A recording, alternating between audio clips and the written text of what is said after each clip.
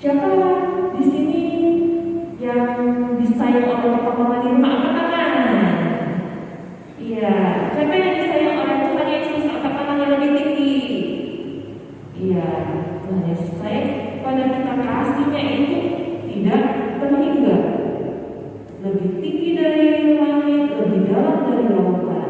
Ya, kita sama-sama bangkit berdiri, adik-adik. Ya, langsung aja kita menaikkan pujian apa judulnya? Setinggi tingginya. Oke, adik-adik semuanya berdiri, kita pakai belakang ya.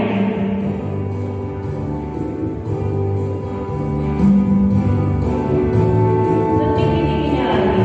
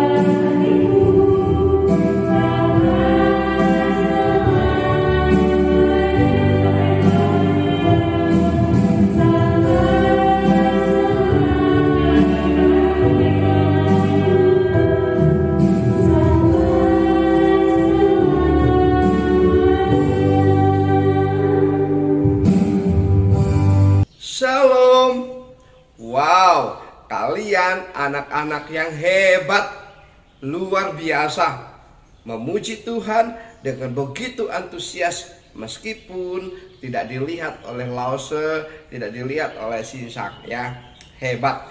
Nah, adik-adik, sekarang kita mau mendengarkan firman Tuhan. Firman Tuhan pada hari ini terdapat di dalam Injil Lukas pasal 17 ayat 11 sampai dengan 19. Melalui apa yang dicatat di dalam Injil Lukas pasal 17 ayat 11 sampai 19 ini, kita mau diajarkan agar kita menjadi anak-anak yang tahu bersyukur kepada Tuhan, tahu berterima kasih kepada Tuhan. Lalu kisah apakah itu? Nah, mari kita memperhatikan dengan seksama apa yang Sinsang akan sampaikan. Adik-adik, pada suatu hari Yesus bersama dengan para muridnya dan juga banyak orang yang mengikutinya pada saat itu sedang menuju ke Yerusalem. Nah, di dalam perjalanan itu, saat menyusuri perbatasan Samaria dan Galilea, Yesus mendengarkan ada orang-orang yang sedang berteriak memohon pertolongannya. Guru, guru, kasihanilah kami. Hah? Apa yang terjadi kepada mereka? Apakah mereka baru digebukin sehingga tidak berdaya? Dan mengapa mereka berteriak-teriak meminta pertolongan Yesus dari jarak yang jauh? Oh ya, adik-adik, mereka saat itu ternyata sedang diasingkan. Ya, mereka tidak boleh kumpul dengan orang-orang biasa, dengan orang-orang yang hidup di kampung di mana ia tinggal. Lalu apa yang terjadi dengan mereka sehingga mereka harus dikucilkan seperti itu? Harus terisolir dari banyak orang. Adik-adik, ternyata ke-10 orang ini sedang menderita sebuah penyakit yang oleh masyarakat saat itu dianggap sebagai penyakit karena hukuman Tuhan, karena kutukan atas dosa yang terjadi. Oleh karena itu mereka diusir dari kampung mereka dan tidak boleh mendekat. Terlebih tidak juga boleh untuk beribadah kepada Tuhan. Mereka sangat menderita. Mereka juga sangat kesakitan, kesepian. Karena mereka sudah dianggap sebagai orang-orang yang menerima hukuman Tuhan. Nah, adik-adik, ketika Tuhan Yesus mendengar teriakan mereka, "Guru, kasihanilah kami," apa yang terjadi? Apakah Yesus lalu buru-buru berlari, kemudian juga sambil berteriak kepada mereka, "Hei kalian orang berdosa, jangan mendekat, pergilah kalian"? Ternyata tidak. Tuhan Yesus berkata kepada mereka, "Sekarang kalian pergilah kepada para imam. Perlihatkanlah diri kalian, karena kalian telah sembuh." Mendengar perkataan Yesus itu, ke-10 orang kusta ini begitu girang. Mereka mendapatkan kembali sebuah pengharapan akan kehidupan yang lebih baik, sehingga mereka langsung bergegas untuk menemui imam. Kenapa harus menemui imam?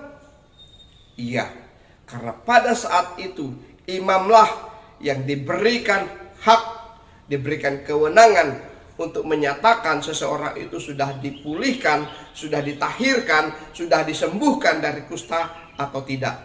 Bagi mereka yang oleh imam katakan sudah sembuh, sudah tahir, mereka boleh kembali ke keluarganya, mereka boleh kembali ke kampung halamannya, mereka juga boleh bersama-sama beribadah kepada Tuhan. Ke-10 orang kusta ini pergi untuk menemui para imam. Tapi di tengah perjalanan mereka sadar bahwa tubuh mereka sudah sembuh, kulit mereka sudah mulus lagi, mereka sudah tahir, mereka sudah disembuhkan. Haleluya.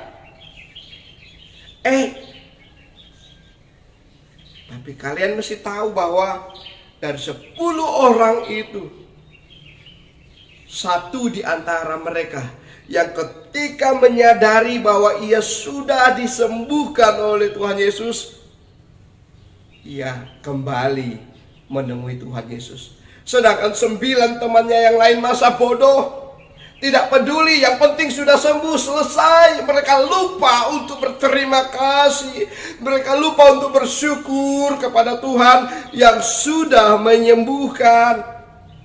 Tapi orang Samaria yang satu itu, yang disembuhkan itu, kembali dan bersujud di hadapan Tuhan, berseru berterima kasih kepada Tuhan. Terima kasih Guru, terima kasih Yesus, Engkau sudah menyembuhkanku. Wow, ini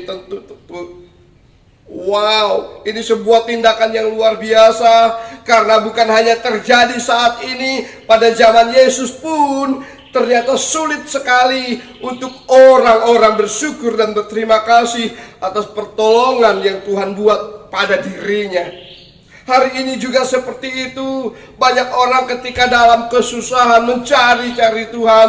Tuhan kasihanilah kami, Tuhan tolong kami, Tuhan lepaskan kami dari kesusahan ini. Tapi saat Tuhan sudah tolong, mereka pergi, mereka tidak pernah ingat Tuhan.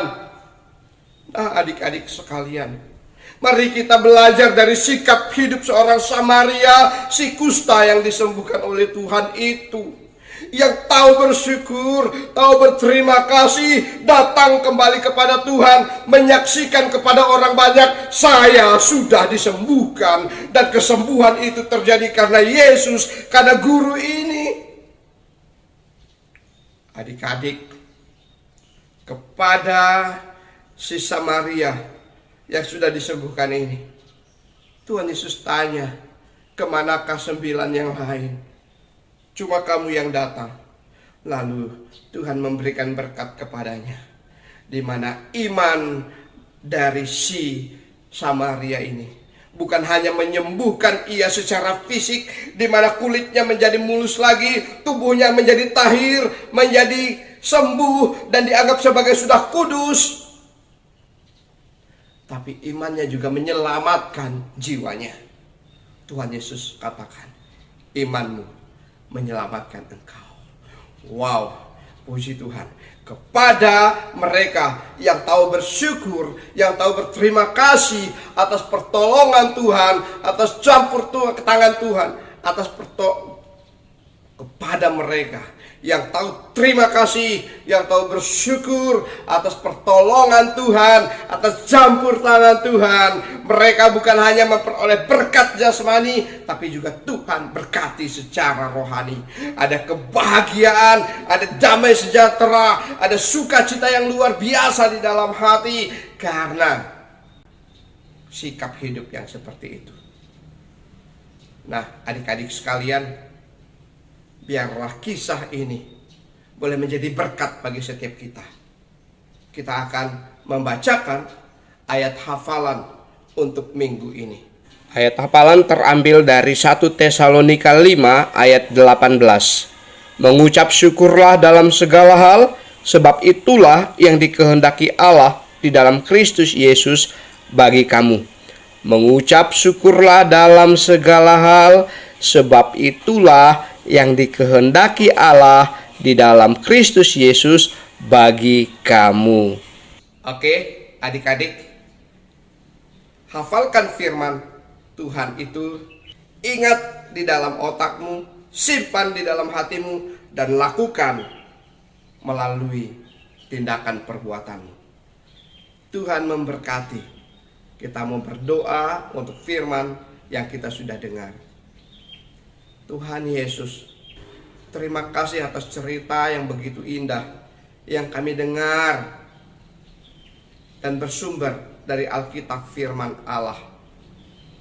Kami bersyukur untuk cerita itu, dan biarlah setiap kami menjadi pribadi-pribadi yang tahu bersyukur, berterima kasih atas segala pertolongan Tuhan, atas segala perbuatan ajaib yang Tuhan sudah buat atas kami, atas papa mama kami, atas segala usaha pekerjaan mereka dan kehidupan seluruh keluarga besar kami. Terima kasih Tuhan Yesus, kami berdoa. Amin. Selamat hari Minggu adik-adik. Tuhan memberkati. Shalom.